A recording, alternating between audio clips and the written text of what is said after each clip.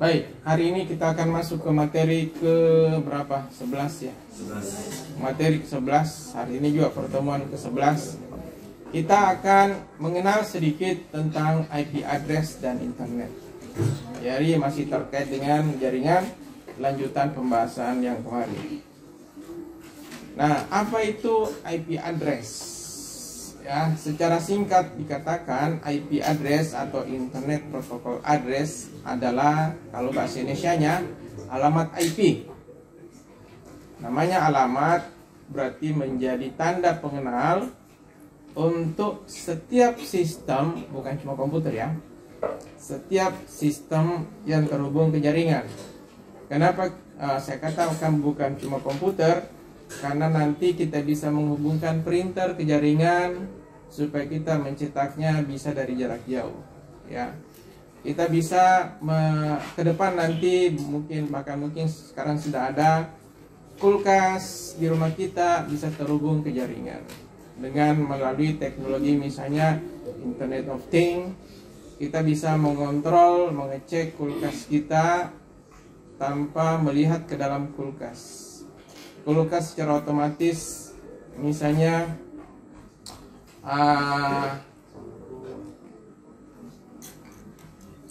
bisa mengecek atau mendeteksi susu di kulkas itu tinggal berapa botol, dan mungkin nanti kita bisa setting ketika tinggal sekian botol, misalnya kita pesan otomatis terjadi pemesanan sehingga stok susu bisa bertambah. Ya, akan seperti itu nanti, mau tidak mau ya akan seperti itu. Ya, membuat orang jadi sedikit bergerak ya. Oke, jadi alamat IP ini seperti sebuah alamat rumah kita. Jadi mirip, konsepnya pun mirip ya. Nah, ketika sebuah komputer terhubung ke internet atau sebuah alat terhubung ke internet, maka dia harus menggunakan sebuah aturan, sebuah metode atau sebuah bahasa, kita bisa anggap seperti itu, yang sama sehingga seluruh komputer yang ada atau seluruh peralatan yang ada di internet bisa saling berkomunikasi. Ya. Aturan yang dipakai ini disebut dengan Internet Protocol. Ya, Internet Protocol. Setiap host ini adalah alat yang terhubung ke internet atau ke jaringan yang berbasis TCP/IP. TCP/IP adalah sebuah protokol yang membuat setiap komputer, setiap peralatan bisa berkomunikasi pada jaringan. Ya, setiap alat, setiap hardware, setiap komputer yang terhubung ke jaringan bisa saling berkomunikasi. Apabila mereka sudah punya protokol ini dan terhubung ke jaringan, maka agar supaya dikenali, supaya ditahu ketika ada komputer lain yang mau mengirim data kepadanya, maka alat tersebut harus memiliki IP address. Ya, jadi seluruh peralatan kita ketika terhubung ke jaringan itu pasti mendapatkan IP address. IP addressnya nanti bisa disetting secara statis. Statis itu artinya pengguna yang men-setting, oh alamat komputer saya itu, IP address saya itu sekian, dia tentukan langsung. Atau secara dinamis. Dinamis itu artinya berubah-berubah. Setiap dia terhubung, hari ini dapat IP berapa, ya pagi ini, sebentar sore terhubung lagi dapat IP berapa, beda-beda. Ya, setiap kali dia terhubung, dia mendapatkan IP address yang baru. Ya. Kemudian IP address ini bersifat unik. Tidak boleh ada IP address yang sama pada sebuah jaringan. Ya. Jadi kalau misalnya di sebuah jaringan komputer, laboratorium misalnya komputer pertama dikasih IP 2, anggaplah seperti itu, maka komputer yang ada di jaringan yang sama tidak boleh mendapatkan IP nomor 2, tidak boleh, harus IP nomor yang lain. Itu di jaringan yang sama. Kalau di lab RPL ada jaringan, lab Jack juga ada jaringan, ini terpisah jaringannya. Di sini sudah ada, di lab RPL ada yang memakai alamat 2, maka di lab RPL memakai alamat 2 masih diperbolehkan karena jaringannya berbeda. Ya, jaringannya berbeda. Jadi di satu jaringan yang sama tidak boleh ada nomor IP yang sama. IP address untuk versi 4 ya, IPv4, IP address versi 4 ya, terdiri dari bilangan biner 32 bit. Bilangan biner 32 bit. Nanti disinilah pentingnya kemarin kita lakukan konversi bilangan dari bilangan desimal ke bilangan biner. Kalau IP versi 6, IPv6 itu bilangan heksadesimal yang dipakai. Ya, bilangan heksadesimal. 32 bit ini untuk IP versi 4 dibagi menjadi 4 kelompok angka. Kelompok pertama, kedua, ketiga, keempat. Ya. Jadi ada 32, kemudian dibagi 4 kelompok. 32 bagi 4 dapat berapa? 8, berarti satu kelompok itu 8 bit. Satu kelompok 8 bit, jadi 8 bit, 8 bit, 8 bit, 8 bit. Satu kelompok ini namanya oktet. Nih, namanya oktet. Ya, namanya oktet. Sebagian oktet, sebagian dari 4 kelompok ini nanti ada yang menunjukkan alamat jaringan, ada yang menunjukkan alamat host. Jadi setiap nomor IP pada sebuah jaringan itu ada 2 bagian di situ. Sebagian menunjukkan alamat jaringan, sebagian menunjukkan alamat host. Ya. Kalau belum mengerti sekarang tidak apa-apa. Ya, nanti di jaringan, tapi di kalau jaringan komputer harus mengerti. Oke. Nah, Anda bisa bayangkan alamat jaringannya itu seperti alamat IP-nya itu seperti ini, 32 bit ya, panjangnya 32 bit. Kemudian 32 bit ini dibagi 4 kelompok. Kelompok pertama, kelompok kedua, kelompok ketiga, kelompok keempat.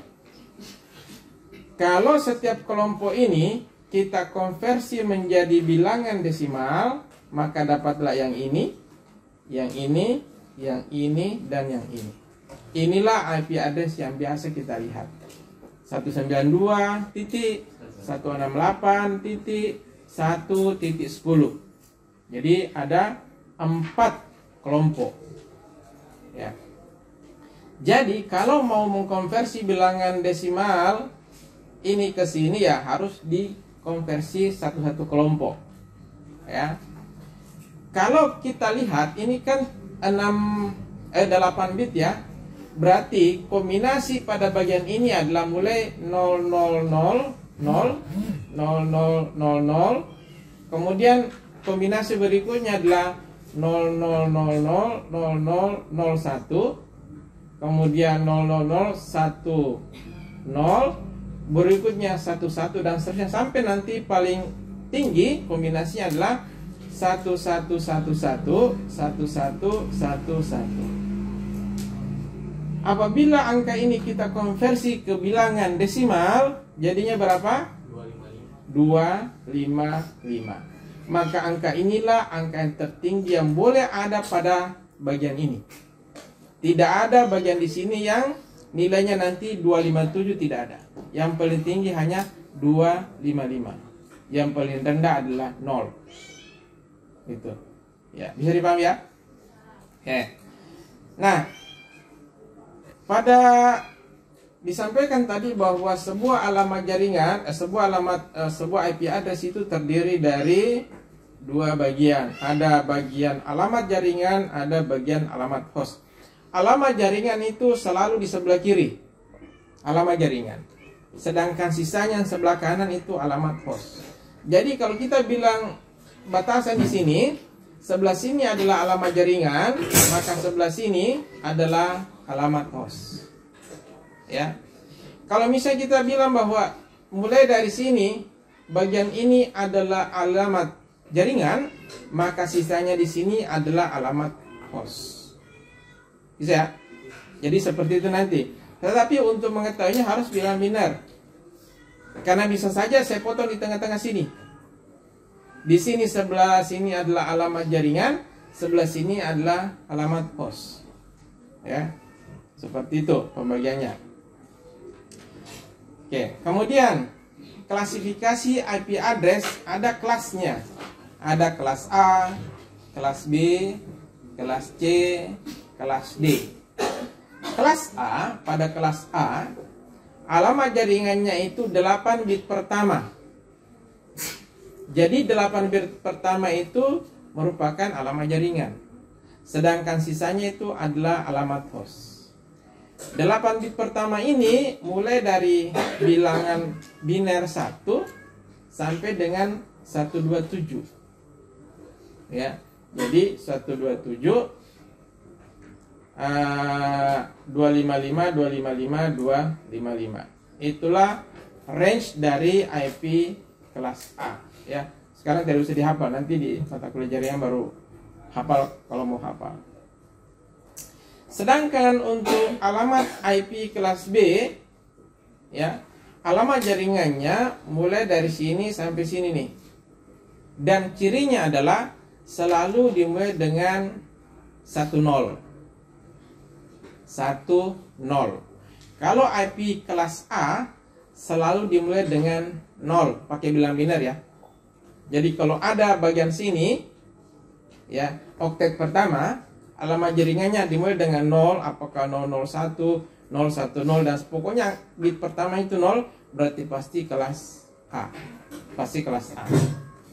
Tetapi kalau 2 bit pertamanya bernilai 10 yang ini, 1011 dan seterusnya, 1000 dan seterusnya, itu pasti kelas B. Jadi kalau kelas A dimulai dengan 0, kemudian kelas B 10 dan seterusnya. Ya. Itu hanya bisa dilihat apabila kita konversi dia ke bilangan biner. Bagaimana kalau ngambil bilangan desimalnya? Ya Anda harus hafal bahwa kalau kelas A, oktet pertamanya itu bernilai desimal 1 sampai dengan 127. Jadi kalau ada IP address 100 titik sekian, berarti ini adalah kelas A. Karena angka 100 ini berada di antara 127 dan 1. Tapi kalau 130, oh sudah lewat, sudah di luar area. Berarti dia berada di mana? Ini nih. 128 sampai 191 itu berada angka tadi berapa tadi? 130 ya. 130 berada di antara ini nih. 130 berarti ini adalah kelas B. Ya. Kelas B. Kemudian berikutnya yang paling banyak dan orang sering pakai adalah kelas C. Kelas C itu alamat jaringannya itu 24 bit pertama. Ini kan di sini kan 8, 16, 24. Berarti 24 bit pertama itu merupakan alamat jaringan dari kelas C. 24 bit pertama. Sedangkan 8 bit berikutnya merupakan alamat host. Alamat host. Bagaimana dengan bilangan binernya? Nah, untuk kelas C, jadi tadi untuk kelas A itu dimulai dengan 0, 0 sekian. Kemudian kelas B, apa tadi? 10, seterusnya. Nah, kelas C ini 1, 1, 0 dan seterusnya. Jadi oktet pertamanya bilangan binernya dimulai dengan 1, 1, 0. Bilangan desimalnya berapa? Antara 192 sampai 223. Mungkin karena sudah jadi kebiasaan, setiap kita menyusun IP selalu langsung muncul di pikiran kita 192.168, 192.168. Itu secara otomatis. Apakah salah? Tidak salah. Yang penting intinya bagaimana jaringan bisa bekerja, ya kan? Apakah misalnya boleh pakai 193? Silakan saja. 194 silakan saja. Cuma karena sudah terbiasa 192.168.1.1, ya, itu sudah sudah jadi kebiasaan. Maksudnya kalau memang bisa seperti itu, kenapa mesti cari yang lain, ya, cari alamat IP yang lain, tidak jadi masalah. Oke.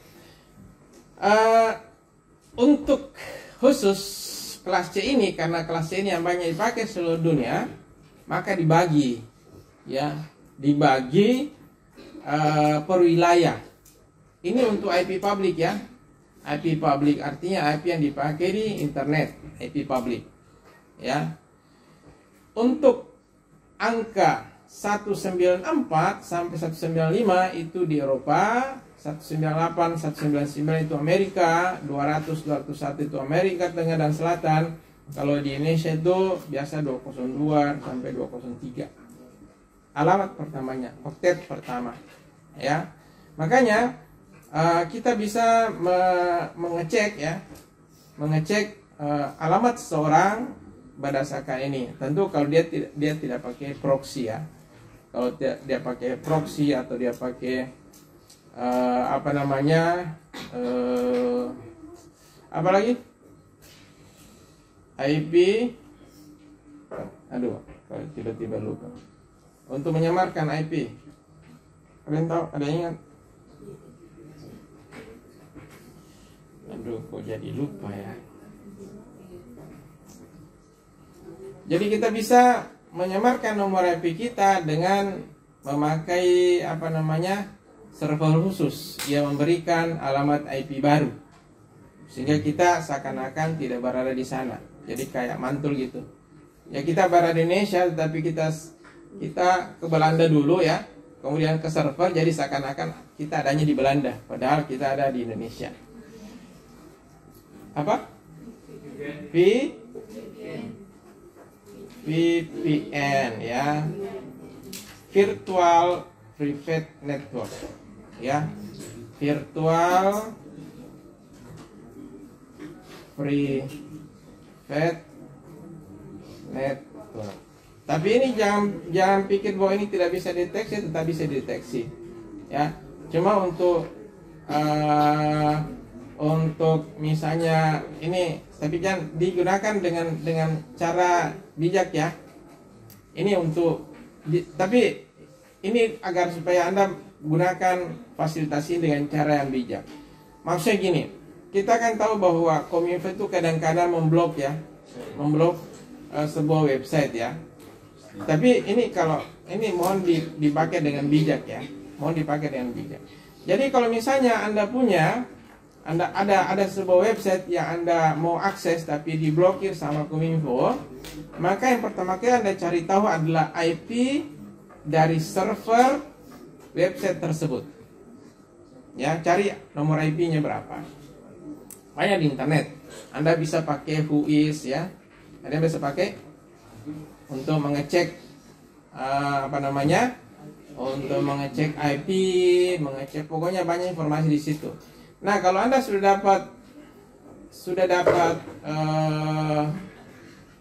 dapat sebenarnya sih tidak perlu, ya, kalau pakai virtual network itu tidak perlu, ya. Tidak perlu, bisa langsung, ya. Kalau pakai VPN tidak bisa cari nomor IP-nya, ya. Maksudnya gini, apabila ada sebuah website yang diblok oleh pemerintah, tetapi Anda punya kepentingan di situ, ya, misalnya mungkin ada materi yang mau Anda ambil di situ, tetapi diblok oleh pemerintah, maka Anda bisa memanfaatkan VPN, Virtual Private Network, ya. VPN itu bisa diinstal di browser, ya, atau bisa juga kalau di HP itu ada aplikasi sendiri banyak. Oke. Berikutnya, ini kelas D. Kalau kelas D itu tadi 0, 10, 110, sekarang 1110. Jadi mudah diingat, ya, awalannya untuk setiap kelas, ya. Kalau kelas A itu 0, kelas B 10, kelas C 110, kelas D 1110. Gampang diingat ya.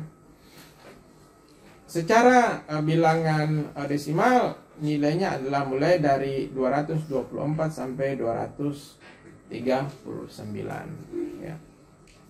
Oke. Untuk kelas E 110, tetapi ini khusus 240 sampai 247 ini tidak dipakai ya. Ini hanya untuk eksperimen ya, dan untuk cadangan. Nah, dari kombinasi bilangan biner yang dipakai pada alamat IP versi 4 itu kan pasti terbatas ya. Mau tidak mau nanti akan ada habisnya ya, akan ada habisnya. Oleh karena itu muncul IP V6 yang yang jumlah kombinasi pada IP V6 ini sangat banyak ya. Ketika Anda terhubung ke internet ya melalui smartphone masing-masing, berarti Anda mendapatkan satu nomor IP. Kalau Anda punya 2 HP, berarti Anda memakai 2 nomor IP ya. Anda punya orang tua, 2 orang tua, Anda bersaudara 5, sudah 7. Di dalam rumah 7 nomor IP.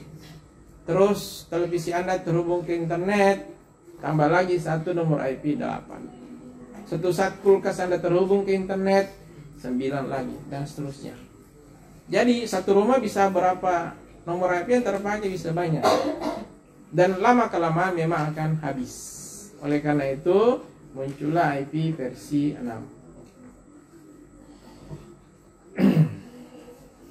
Oke. Kemudian tadi saya sampaikan bahwa kita bisa terhubung ke internet dengan IP statik dan IP dinamis. Kalau HP Anda ya, HP Anda itu seluruhnya memakai IP dinamik. IP dinamik.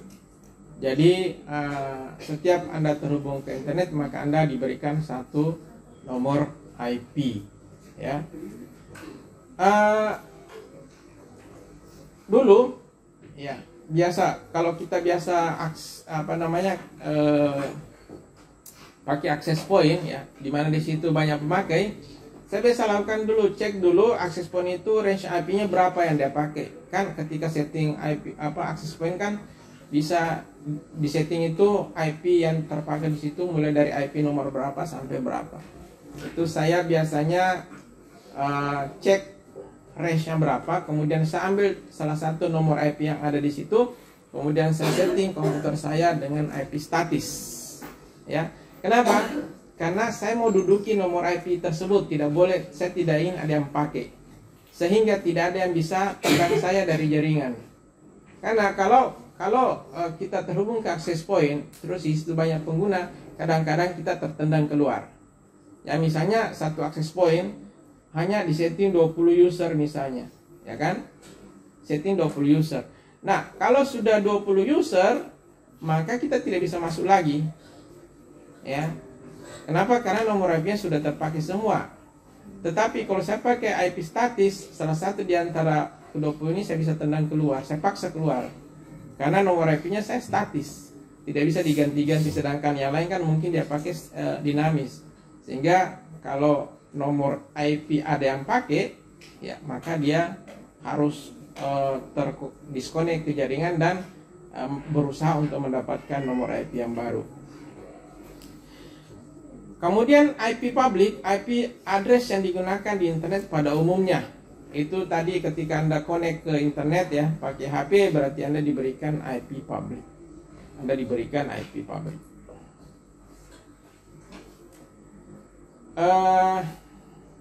Untuk IP address ya, sebenarnya tentu banyak hal yang belum saya terangkan di sini tentang IP address ya. Bagaimana metodenya, bagaimana konsepnya, ya, bagaimana ya, banyak hal yang belum. Dan itu memang belum saatnya, nanti di mata kuliah jaringan komputer. Kemudian tadi saya katakan bahwa kita bisa menggunakan dua IP yang sama asalkan berada di jaringan yang berbeda, ya. Jadi misalnya saya punya jaringan satu di lab RPL, ini jaringan kedua di lab jack. Di sini ada IP 2, di sini juga pakai IP 2. Nah, ini bisa. Kenapa? Berada di jaringan yang berbeda. Terus bagaimana kalau kita mau kasih sambung antara keduanya ini? Maka di tengah-tengah ini kita berikan sebuah alat namanya router, ya. Router itu dipakai untuk menghubungkan dua buah jaringan yang berbeda, ya. Router itu berfungsi untuk peruteian, ya. Jadi komputer yang ada di sini, ya, akan bisa mengirim data ke komputer yang ada di sini. Bagaimana caranya? Dia cek alamat tujuannya, ya. Dia cek alamat tujuannya. Apakah alamat tujuannya itu berada di jaringan yang sama dengan dia atau berada di jaringan yang berbeda dengan dia, ya. Nanti dia lakukan operasi OR namanya, ya, operasi OR. Yang dilakukan adalah melakukan operasi OR antara alamat hostnya dengan alamat jaringan yang dia miliki. Apabila hasilnya menghasilkan hasil tertentu, maka bisa diketahui bahwa oh, data ini dikirim ke jaringan yang lain. Oh, data ini dikirim ke jaringan yang sama dengan dirinya. Kalau dikirim ke jaringan yang sama dengan dirinya, maka dia tinggal cari komputer yang ada di sini. Tapi kalau tidak, dia berada di jaringan berbeda, maka data tersebut akan diberikan kepada gateway namanya. Jadi salah satu nanti di sini berfungsi, salah satu IP di sini akan berfungsi sebagai gateway. Dari gateway tersebut diberikan kepada router, nanti router yang akan menentukan ini mau dialirkan kemana. Karena bisa saja di router ini ada terhubung jaringan yang lain, terhubung dengan jaringan lain. Apakah dia salurkan ke sini, atau ke sini? Nanti router yang menentukan. Router itu berfungsi untuk peruteian. Untuk peruteian nanti ada namanya, di dalam router itu menggunakan algoritma. Namanya algoritma peruteian, ya, algoritma peruteian. Oke. Tadi ini saya kayak gini ya. Ini kan antara, Anda perhatikan ini ada, ini apa ini? Ini ada switch ya. Ini switch, ini access point. Jadi ini tablet ini terhubung ke jaringan melalui access point. Sedangkan komputer ini terhubung ke jaringan melalui switch. Ini mempunyai jaringan yang berbeda dengan di sini. Tetapi kita mau konekkan, maka dibutuhkanlah router. Ini adalah router. Sini router, ini adalah router. Terhubung dia ke cloud, ya, terhubung ke internet. Sehingga di sini dibutuhkan modem. Ya, itu beberapa contoh perutan. Sebenarnya ini nanti saya mau simulasikan untuk pengiriman email sebenarnya. Bisa tidak, nanti kita lihat ya. Untuk melakukan pengiriman email. Ini sebenarnya materi untuk praktikum jaringan. Ya, ini nanti materi untuk praktikum jaringan. Oke, kemudian kita lanjut email. Email, elektronik, mail. Ya, semua punya email? Elektronik, mail, ya. Jadi surat elektronik. Nah, salah satu sumber daya internet yang paling penting dan banyak dipakai adalah surat elektronik atau email. Fungsinya apa? Fungsinya untuk mentransmisikan, mengirimkan pesan teks ke siapapun yang juga ada di internet. Dengan email kita bisa mengirim pesan, kita bisa kirim file, dan seterusnya. Gara-gara email ini, ya, kantor pos mati suri pada saat itu. Kantor pos, ya, kantor pos mati suri. Jadi tidak ada lagi orang kirim surat, ya, pakai kantor pos. Kalau zaman saya mengalami kirim surat. Ya. Kirim surat. Jadi di surat itu di bagian depan biasanya di sini kita tulis alamat tujuan. Ini nanti ada hubungannya dengan email ini ya. Jadi saya mau berikan pengantar. Alamat tujuan kita tulis sebelah sini, sedangkan alamat pengirimnya sebelah atas sini atau di bagian belakangnya, terserah. Dua-duanya harus ditulis. Kenapa dua-duanya harus ditulis? Supaya pegawai pos tahu bahwa surat ini mau dikirim kemana. Dari sini nih. Terus kenapa ditulis pengirimnya? Supaya apa kira-kira? Ada yang tahu? Kenapa harus ada pengirim? Apa? Agar penerima tahu. Kalau penerima kan nanti dibuka di bagian dalam. Oh, ini dari mana nih? Bisa kan? Di bagian dalam surat itu ada pengirimnya. Tapi kenapa pengirim harus ditulis di bagian depan? Pengirim, ada yang tahu? Kalau nanti tidak memerlukan alamat Iya. yang dituju. Betul. Ya. Bukan menghubungi, dikembalikan memang. Dikembalikan, bukan menghubungi.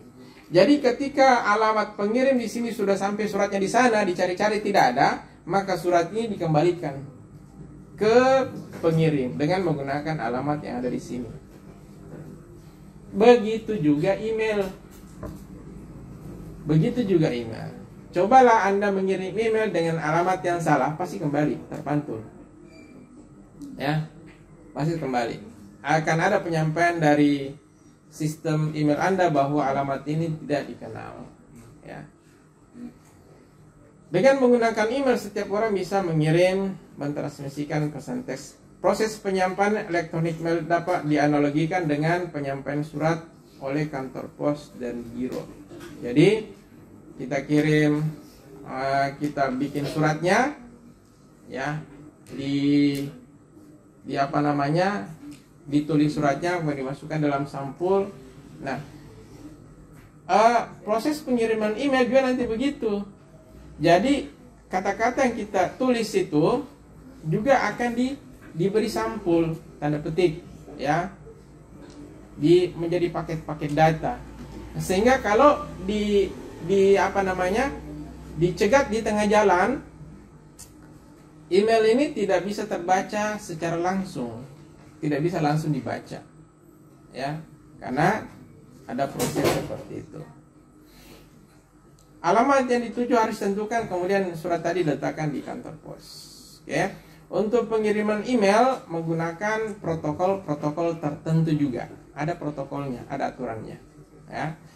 Ini dilakukan oleh message transfer agent. Untuk membaca email, nanti pengguna bisa menggunakan agen yang disebut sebagai mail reader. Seperti mungkin yang paling itu MS Outlook. Nah, kalau saya sendiri saya pakai yang ini. Kayaknya pekan kemarin saya sudah sampaikan ya. Nah, oke, seperti ini. Ini adalah apa namanya? Ini adalah aplikasi untuk menerima email. Jadi kalau Anda punya banyak email, 3-4 email, tidak perlu buka satu-satu di browser, ya. Cukup Anda menggunakan aplikasi ini, maka di sini email pertama Anda, yang ini email kedua Anda, ya, bisa semua di dalam satu aplikasi, ya. Dan ketika ada email masuk, otomatis dan Anda terkonek ke internet nanti akan ada notifikasi di sini, ada email baru, ya. Oke.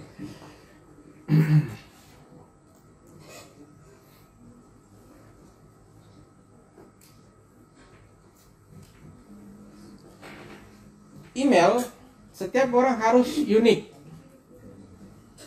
Unik itu jangan sampai Anda kata unik itu sesuatu yang apa? Unik. Ya harus berbeda, ya. Unik itu kalau di kita di informatika, apabila ada kata unik itu artinya harus berbeda antara yang satu dengan yang lainnya. Harus ada perbedaan antara yang satu dengan yang lainnya. Ya, bayangkan Anda punya email sama dengan saya. Ya, Anda punya email itu sama dengan saya. Jadi kalau ada orang yang kirim email ke Anda, email Anda juga masuk ke saya. Email tadi juga masuk ke saya. Kan jadi tidak lucu jadinya ya. Oke. Oke. Jadi intinya adalah email itu berbeda antara satu orang dengan orang yang lain. Pada bagian ini saya mau terangkan ini ya, saya berikan contoh supaya tidak terjadi kepada Anda. Ketika kita mengirim email itu ada apa namanya? Ada etikanya. Ada etikanya. Ya. Sama hanya mirip kalau begini, email itu kan seakan-akan mewakili kita berbicara langsung dengan penerima. Ya. Jadi ketika Anda mau ketemu dengan seseorang kan ada etikanya. Anda misalnya masuk ke ruang prodi, Anda ketuk pintu dulu, ucapkan salam, kemudian baru baru Anda sampaikan maksud Anda, tujuan Anda berbicara. Kemudian kalau sudah selesai, Anda ucapkan terima kasih, kemudian pergi, ucapkan lagi salam. Itu kalau kita bertemu secara tatap muka. Nah, jangan sampai Anda mengirim email seperti yang saya tampilkan ini. Ya. Ini ya. Mahasiswa ini mengirimkan file tanpa babi bu. Pokoknya langsung kirim, pak, selesai. Ya. Ini saya tidak periksa. Kalau ada, ini contoh ya. Ini kalau ada yang mengirimkan begini itu saya tidak buka. Kenapa saya tidak buka? Karena tapi saya sampaikan karena ada punya grup. Ini kan lagi bimbingan ya. Ada grup sendiri bimbingan, tetapi untuk pengiriman file yang hasil koreksi itu melalui email. Tapi di grup bimbingan saya sampaikan bahwa apabila ada mahasiswa mengirim file, naskah file tanpa menggunakan etika yang baik, maka naskah skripsinya saya tidak akan periksa. Untuk mengajarkan Anda semua bagaimana cara mengirim email. Karena mungkin suatu saat ketika Anda sudah bekerja, ya, Anda harus mengirim email kepada orang lain yang mungkin berada di mana, ya, mungkin rekan kerja Anda, mungkin teman pimpinan Anda mengirim email dan Anda kirim seperti ini. Ya, ini adalah kesalahan yang sangat besar.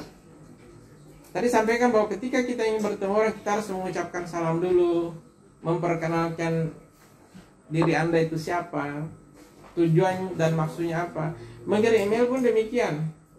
Ketika Anda mau mengirim email, ya, di sini kan kita tulis kepada, ya, kepadanya berarti di sini alamat email. Misalnya, misalnya ini nih ya, misalnya saya kirim ke situ. Terus di sini ada subjek, jangan lupa subjek ini adalah tentang hal yang akan kita atau apa isi daripada email ini. Ya, kalau Anda masuk ke sana, Pak, saya mau bicara tentang hal ini. Itu adalah subjek. Kalau di surat itu biasanya perihal. Pernah lihat? Ada perihal, nah itu sih. Tulis di sini, perihal tentang apa? Sehingga ketika email datang, ya, email datang nanti langsung di sini kan kayak gini nih. Ini kan langsung kelihatan nih perihalnya nih. Ini adalah perihal, ini perihal, ini perihal.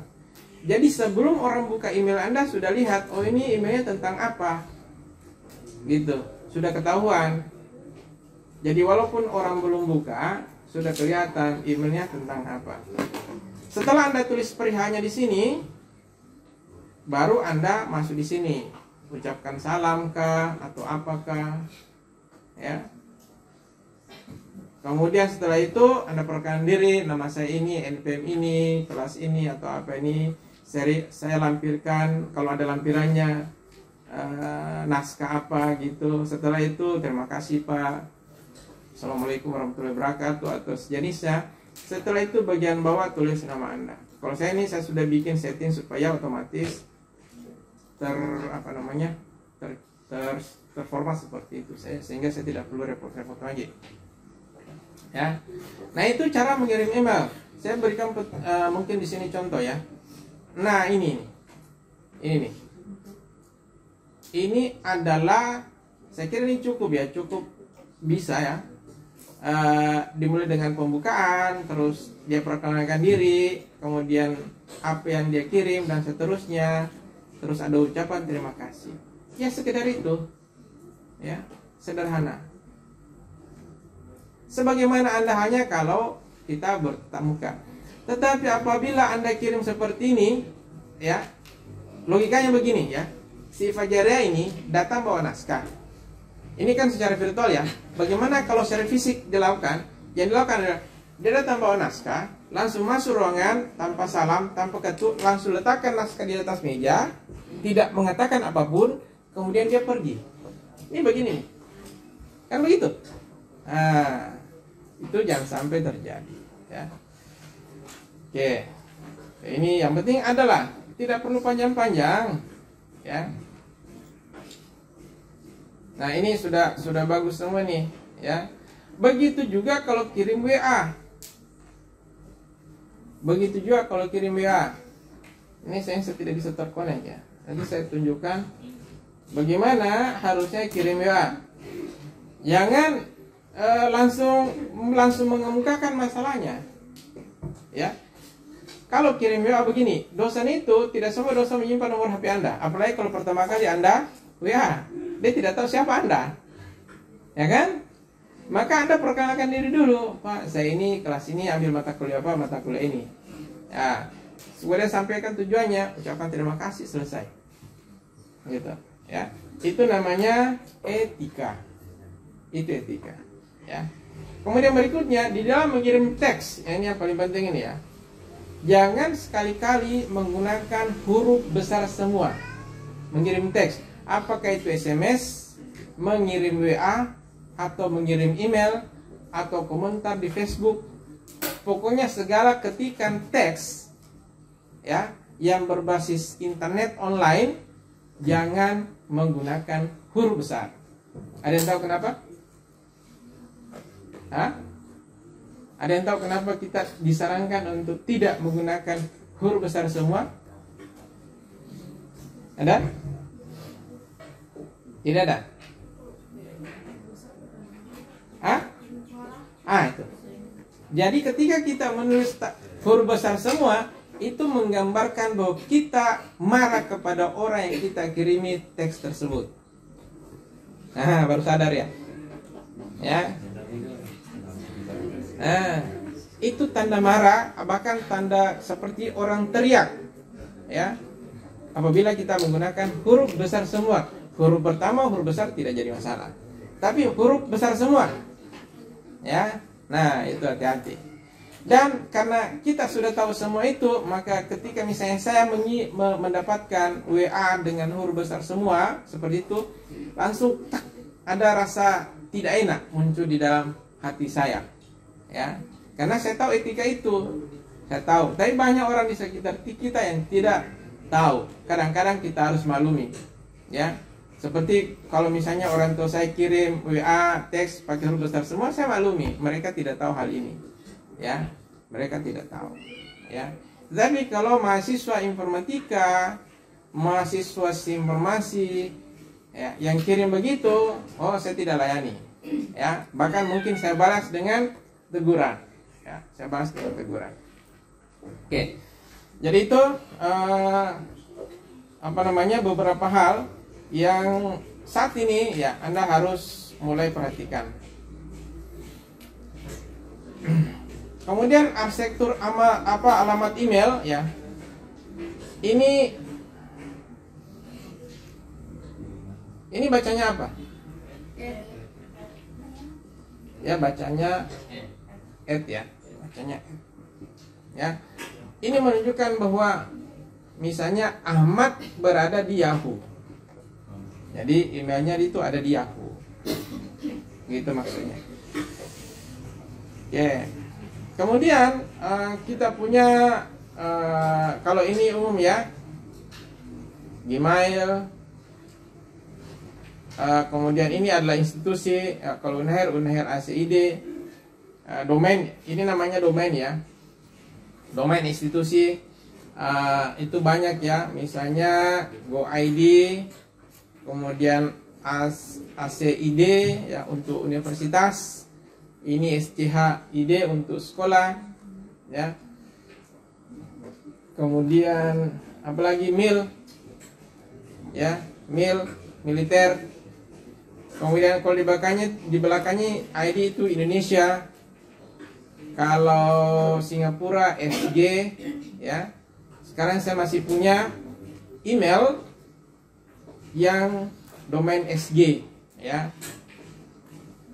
yang @yahoo.com.sg. Ini saya punya, sampai sekarang saya masih pakai ya. Ini email ini mungkin sudah berapa tahun ya, sudah lebih 20 tahun masih pakai sampai sekarang. Bukan, akunnya saya masih pegang tapi tidak pernah pakai ya. Akunnya masih pegang tapi tidak pernah pakai ya, yahoo.com. Ini ketika Gmail belum banyak orang pakai. Jadi Gmail, Google pada saat itu belum terkenal ya. Yang masih banyak orang pakai itu Yahoo. Yahoo itu dulu bersaing dengan Google. Bersaing dengan Google awal-awalnya. Tetapi Yahoo ketinggalan ya. Kurang inovasi sehingga tertinggal, dan Yahoo yang Gmail, Google yang naik daun. Sehingga sekarang Google itu kan dia pegang YouTube, apalagi ya, apalagi ya banyak lah ya. Kita bisa katakan bahwa mungkin Google merupakan perusahaan IT terbesar ya, yang paling punya banyak infrastruktur ya, server di mana-mana, tempat penyimpanan yang sangat besar ya, kemudian backup yang sangat banyak dan seterusnya, layanan yang sangat banyak ya, itu Google ya. Anda bisa membayangkan setiap setiap hari berapa banyak orang yang upload video di YouTube, dan itu semua tersimpan di servernya Google ya, tersimpan semua di servernya Google. Saya punya saja video YouTube itu ya, video YouTube untuk materi saya, rekaman saya itu saya sudah hapus semua di sini nih, karena sudah tidak muat ya. Itu baru saya punya. Bagaimana kalau banyak orang, dan kita bandingkan dengan Google ya. Kemudian Google punya server di mana-mana untuk backup. Ketika terjadi masalah di Singapura misalnya, hasil pencarian kita dialihkan ke tempat lain, misalnya mungkin ke Belanda atau ke Australia ya. Mereka punya backup.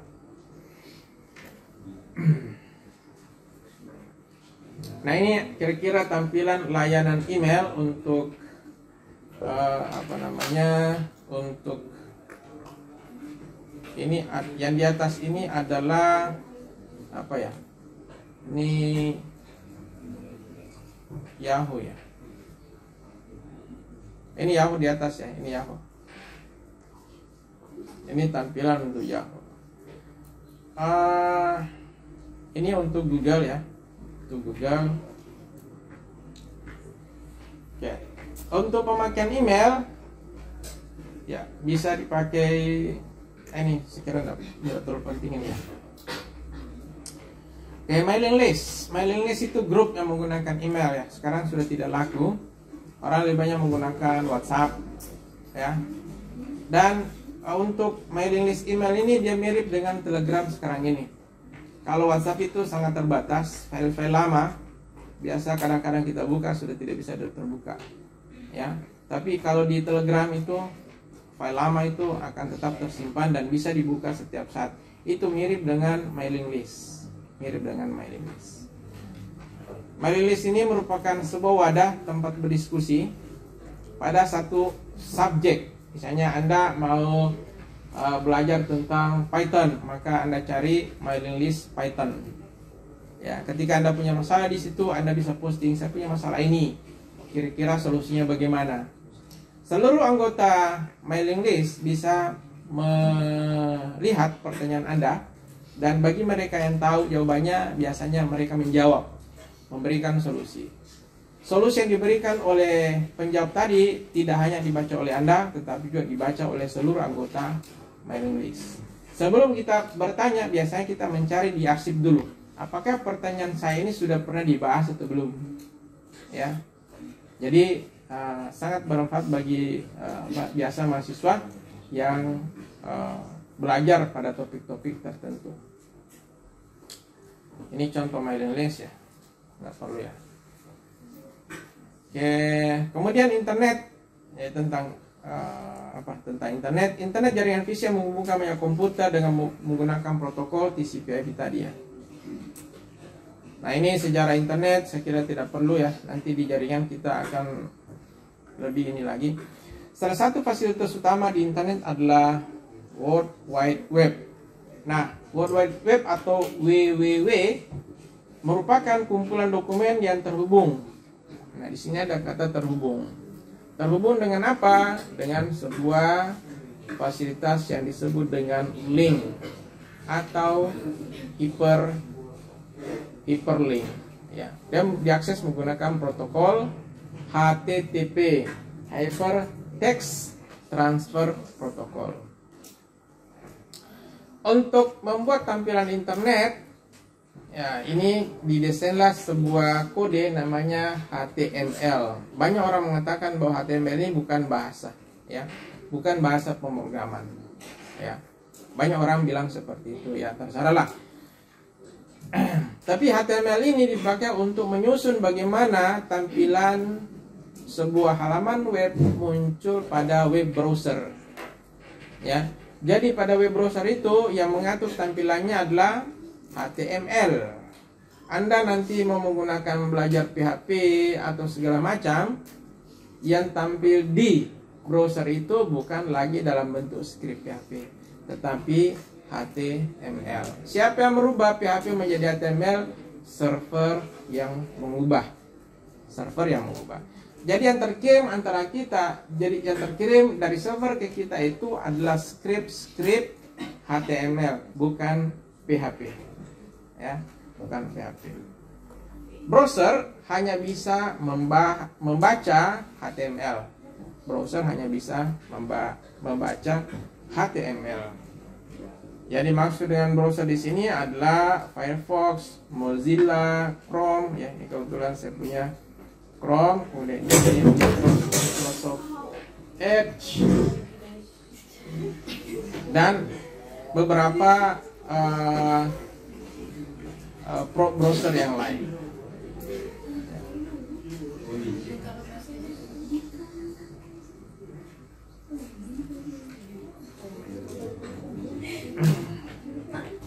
Kemudian web dengan versus internet. Jadi web itu tidak sama dengan internet ya. Web itu tidak sama dengan internet. Internet itu adalah jaringan. Dia perangkat keras, terdiri dari server, kemudian media media transmisi. Jadi ada media di hardware ini, ada server, ada media transmisi. Kalau Anda lihat nanti protokol TCP/IP, itu kan pakai layer-layer. Ada layer paling atas, layer paling bawah. Nah, paling bawah di sini adalah media transmisi. Ya, jadi nanti pakai datanya mengalir dari atas ke bawah di sisi pengirim, dan di sisi penerima mengalir dari bawah ke atas. Ya, nanti dipelajari lebih jauh di komunikasi data nanti. Sedangkan web itu adalah sebagai sebuah software. Jadi web itu adalah aplikasi yang berjalan di internet. Selain web, aplikasi yang berjalan di internet ada namanya telnet. Ya, telnet itu adalah fasilitas di internet untuk mengakses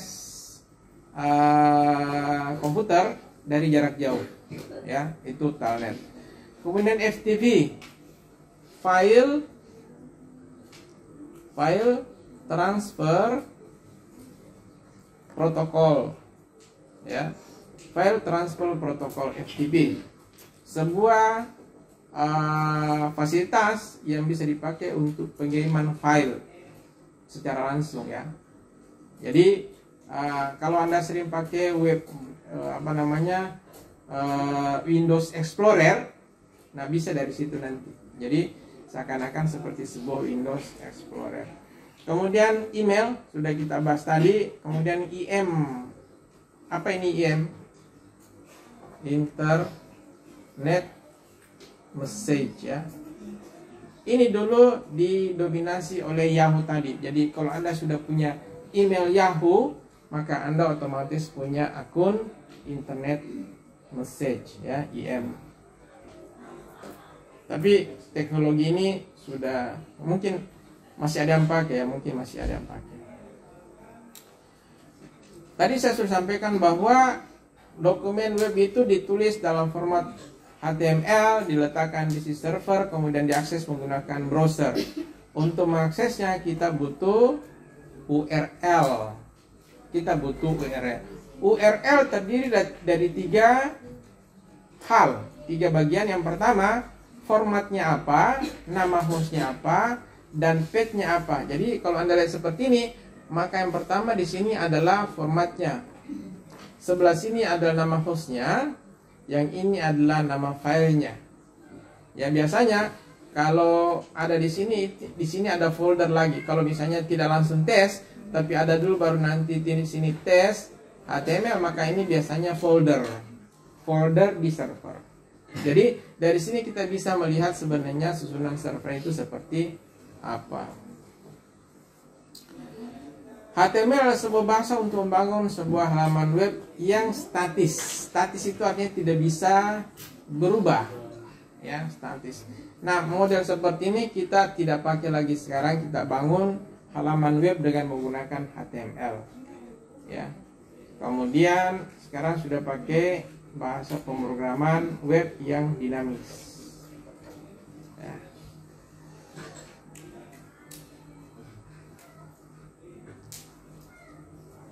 Untuk halaman web yang dinamis, bahasa pemrograman yang dipakai ada beberapa ya, ini ya. Sekarang ini ya, yang paling banyak dipakai PHP, ya, PHP. Kalau sekarang Anda belajar Python tidak? Nah, itu nanti bisa dipakai juga untuk bikin halaman web Python. Kemudian script tadi disimpan di web server ya.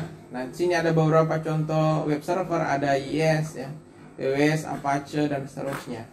Kalau Anda memakai Exam ya, Exam, maka di situ yang terpakai adalah Apache ya. Ancaman keamanan internet ada beberapa virus ya.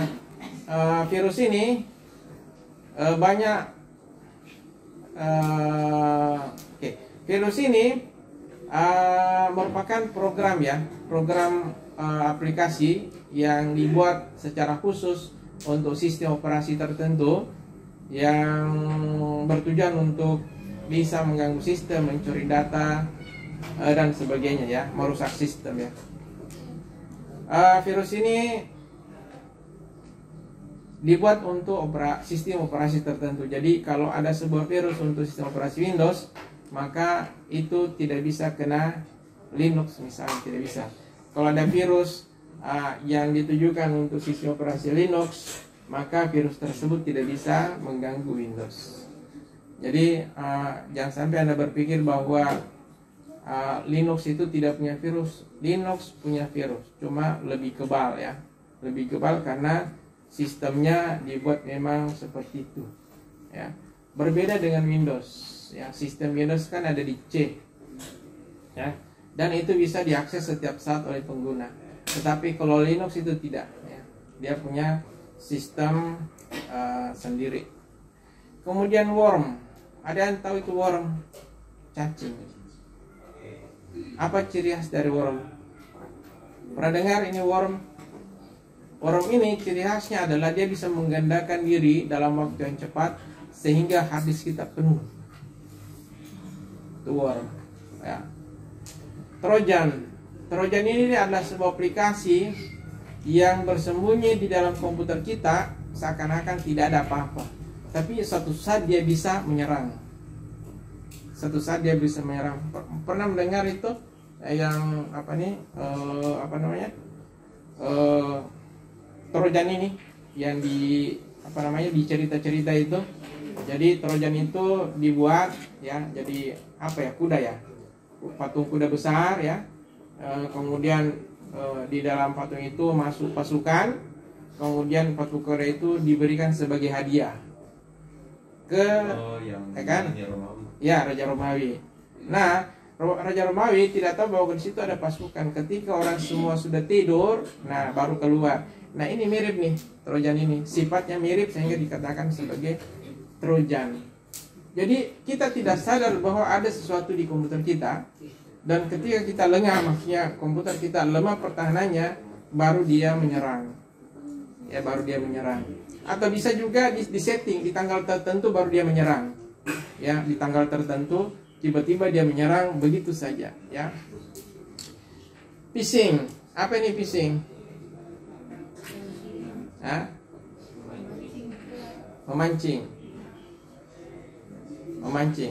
Memancing orang. Pernah dapat link, misalnya tiket Garuda membagikan tiket, ya, silakan isi, buka ini. Jadi ketika kita buka, memang di situ ada halaman website, di situ ada logo Garuda, kemudian ada gambar pramugari Garuda dan sebagainya. Kemudian kita disuruh untuk mengisi data. Nah, itu memancing kayak gitu tuh. Jadi orang yang tidak waspada otomatis akan terpancing untuk mengisikan datanya. Mungkin nomor HP dia masukkan, email dia masukkan, dan seterusnya, semua dia masukkan. Ya, hati-hati memasukkan data Anda di internet, terutama nomor induk kependudukan. Kemudian kalau ada yang tanya nama ibu, hati-hati. Nama ibu, apalagi kalau Anda punya rekening bank. Sebab di bank itu melakukan verifikasi dengan menanyakan nama ibu. Gitu. Jadi kalau Anda ke bank, ganti nomor rekening, bukan ganti nomor rekening, ganti ATM misalnya ya, dan seterusnya. Misalnya ATM Anda hilang, Anda mau bikin baru, Anda pergi ke bank, Anda ditanya, Pak, nama ibunya siapa? Ya, untuk mencocokkan antara apa yang kita ucapkan dengan data di bank. Gitu. Jadi hati-hati memberikan data-data seperti itu. Ya. Oke. Saya kira begitu untuk pertemuan hari ini. Ada pertanyaan, dipersilakan. Oke, baik, kalau tidak ada materi, tidak ada hal, jika tidak ada lagi hal yang ingin ditanyakan, saya kira pertemuan kita untuk ini cukup dulu, dan insya Allah akan kita lanjut pada pekan depan. Terima kasih semua atas perhatiannya. Mudah-mudahan sebelah sini lehernya tidak kaku. Ya. Kira begitu. Wassalamualaikum warahmatullahi wabarakatuh. Waalaikumsalam.